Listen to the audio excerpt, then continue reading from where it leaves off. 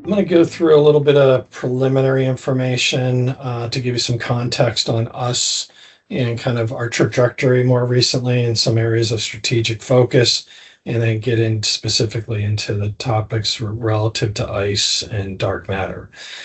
Forward-looking statements, you can memorize that at your convenience.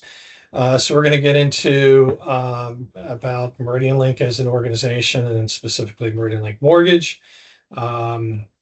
Why lenders are reevaluating their legacy tech, and then some details around how we compare to ICE and dark matter. And if we have time, a little bit of QA at the end. So a little bit about our history. For those of you that aren't overly familiar with MeridianLink, we were a public company up until October of last year.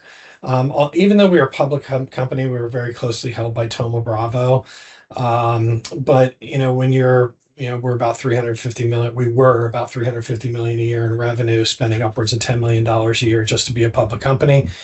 Didn't really make a whole lot of sense. We had a desire for about 2 years to go private, and we found a partner in Centerbridge as the lead and Silversmith as a minority to take us private, which culminated in a $2 billion transaction that closed in October.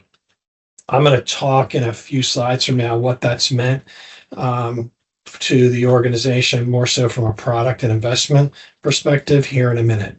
As part of moving private, we've also done some realignment within our executive leadership team. Larry Katz is our CEO and president. Previously, he was our CFO, and post-acquisition moved into the CEO and president role. Troy Kojalo joined the organization just about a year ago. That name could be familiar to you. He was the head of product at Ellie Mae for many years, and he's our chief product and strategy officer. Filling the CFO position after Larry moved in the CEO role is Elias Almeida, who has a long time depository, large enterprise CFO background, as well as a PE CFO background. Denise Cox took over leadership of our services organization as the chief customer officer. Again, tons of large enterprise customer success management and services organization leadership. And probably, in my opinion, one of the most impactful additions to the team is Raj Patel. You can go look at him on LinkedIn. Brings incredible chief technology expertise and is really driving the overall AI strategy of the organization and accelerating it. Like, I can't believe I was in Dallas last week for ELT meetings, and he brought us up to speed on some of the things that they're working on that, I would have thought that those were things, to happen in the next 24 months, and there are things happening now and over the next 3 to 6 months. So really exciting stuff in Raj's organization. To give you some scope about our organization as a whole, we support multiple technology verticals: mortgage, consumer, account opening. We also have a business lending and a collection platform.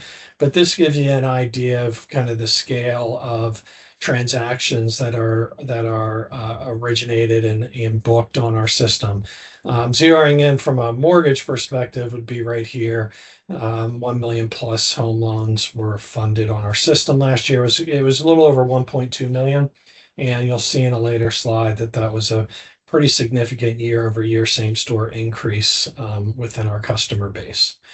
And then, of course, new accounts. And then a little bit about us and our trajectory. I think we all recognize that the mortgage industry has been challenged the last 3.5 years. For any of us who's been in this industry a long time, these cycles tend to last, somewhere in the neighborhood of 18 months.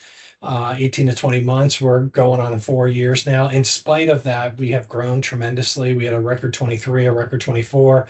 We eclipsed that in third quarter 25.